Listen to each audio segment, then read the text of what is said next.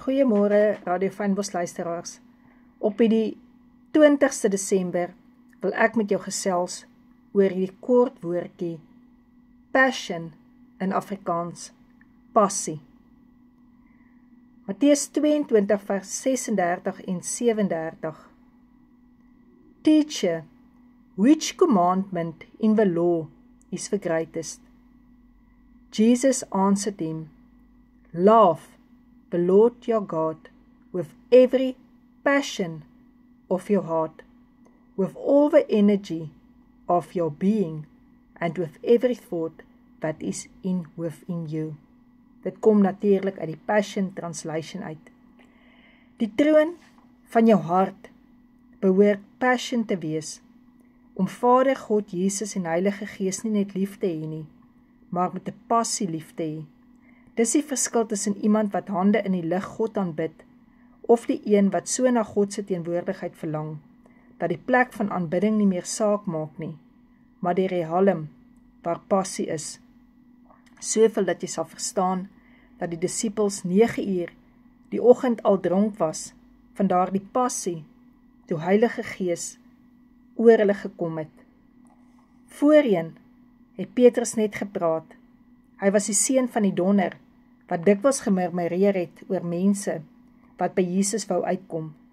Maar toe daardie passion, daardie passie omtref in die boventrek, was hy die een, wat in die midde van 3000 Jesus se woord kon bring.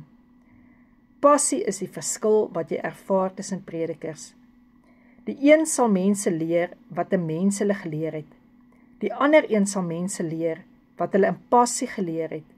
Hoe hulle vergewe is deur passie, hoe hulle heel gemaak is deur passie, hoe hulle nie 'n preek op papier kan neerpen of met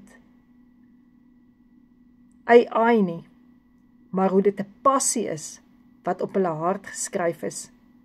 Dis nie jou sterk persoonlikheid wat jy die verkeerde laat staan nie. Dis 'n passie, dis iets wat in jou hart gebeur, wat jou laat staan wat verkeerd is. Dis nie jou gewoonte om lewe te begin spreek wat lewe sal bring nie, maar dis die passie van God se liefde in jou. Dis nie jou godsdienstige manier van Bybel lees en bid, wat jou hart sal vul tot oorlopends te vol nie, maar die passion waarmee jy dit doen. Dis nie maar net, ek het die vrou lief en ek respekteer die man in die huweliksbootjie nie, wat dit laat ronddobber nie, maar dis die passie vir God se woord, wat hy sê in Efesiërs 5, die huwelik is. Ons maak ons kinders groot, nie net omdat dit maar ons porsie is nie, maar omdat dit 'n passion is, wat God ons gegee het, om 'n kind vir hom te kan grootmaak. Werk jy net vir 'n paycheck, of werk jy omdat daar 'n passie in jou hart is? Jakobus 5 vers 6 sê, bely mekaar julle misdade, bid vir mekaar, sodat julle gesond kan word. Die vurige gebed van 'n regverdige het groot krag. Miskien moet ons begin bely, die misdaad van ek het maar net alles laat verval, wat God vir my beplan het. Ek ken nie meer die passie van God se liefde, wat hy vir my het nie. Mel Gibson het nie die film The Christ genoem nie, maar The Passion of the Christ. Jesus het aan daardie kruis vir ons gehang, met een woord, passion. Passion het jou en my kom vrymaak. Passion het ons kom genees, het ons 'n lewe van oorvloed gegee. Glo my, terwyl jy hier lees en luister na die boodskap, as jy nie dit met passion vat nie, sal jy nie die passion verstaan waarmee hierdie boodskap gebring is nie. Dis nie net die salwing met olie wat die juk breek nie, maar die passion van anointing. God het nie net sy enigste seun vir ons toegestuur nie, maar hy het dit met 'n passie, 'n passion uit sy hart uit gedoen. Die Heilige Gees raak nie maar net vaardig oor 'n kind van die Here nie, maar hy val op 'n kind van die Here met passion.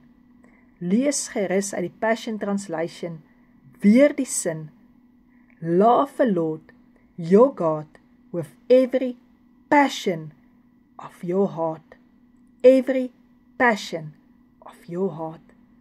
As jy terugkom, en jy gebruik hierdie bloed van Jesus, dan weet jy misbruik dit nie.